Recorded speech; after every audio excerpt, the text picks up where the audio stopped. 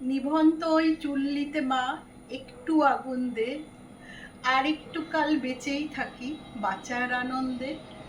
নতুন নতুন পায়রাগুলি খাঁচাতে বন্দি, দুই এক মুঠো ভাত পেলে তা ওড়াতে বন্দি।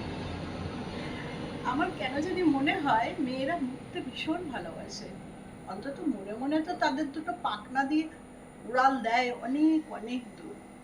কিন্তু মজাটা হলো জন্মসূত্রেই তাদের এই পাখনা দুটো কেটে দেওয়া হয়। নারী স্বাধীনতা না খানিকটা পদ্মপাতা জলের মতো অলিক। দূর থেকে দেখতে বেশ সুন্দর, টলটল করে, কিন্তু কাছে গেলেই তা পুড়ে যাবে। নারী স্বাধীনতার আর স্বাধীনতা দুটোর বিষয়ে না পার্থক্য আছে। স্বাধীন বলতে যেটা বোঝায় সেটা নারীরাও হয়তো অনেক ক্ষেত্রে আছে, কিন্তু মনের দিক থেকে তারা কি আজও স্বাধীন হতে পেরেছে? আমি নিজে যেহেতু একজন লেখক, সেই জায়গাটা থেকেই বলছি, এই যে আমরা লিখি মেয়েরা, আমরা কি যেটা লিখতে চাই, যেটা বলতে চাই, সেটা কি সবসময় সেটা প্রকাশ করতে পারি? আমাদের কোনো বাক্য গঠন, শব্দ, এইসবের দিকে মনোযোগ দিতে হয় না? ভাবতে হয় ঘরে কি ভাববে, বাইরের লোক কি ভাববে, পাড়া প্রতিবেশী কি ভাববে, আমার কাজের জায়গার মানুষ কি ভাববে। এই ভাবতে ভাবতেই আমাদের আসল লেখাটা লেখা হয় না, আমরা খুব পরাধীন থাকি। হ্যাঁ, আমি হয়তো অনেকটা জার্নি, মানে লেখার জার্নির অনেকটা দিন কাটিয়ে ফেলেছি, অনেকটা অতিক্রমও করেছি। এই অতিক্রম করতে গিয়ে অনেক মূল্যও দিয়েছি, কিন্তু করেছি।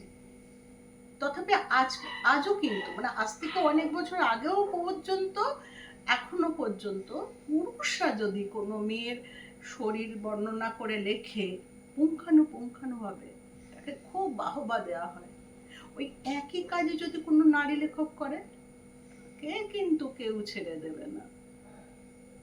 সেই জন্য আমার মনে হয় নারী স্বাধীনতার জন্য বিশেষত মেয়েদেরকেই মেয়েদের পাশে থাকা বেশি দরকার।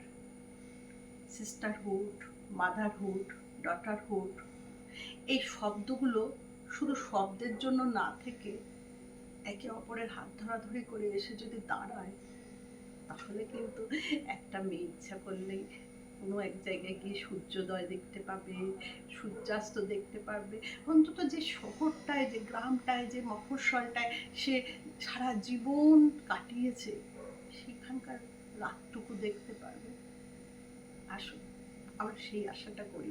আমরা একদিন নারীরা, মানে মেয়েরা, সত্যি সত্যি স্বাধীনতা পাবো, পাবোই পাবো।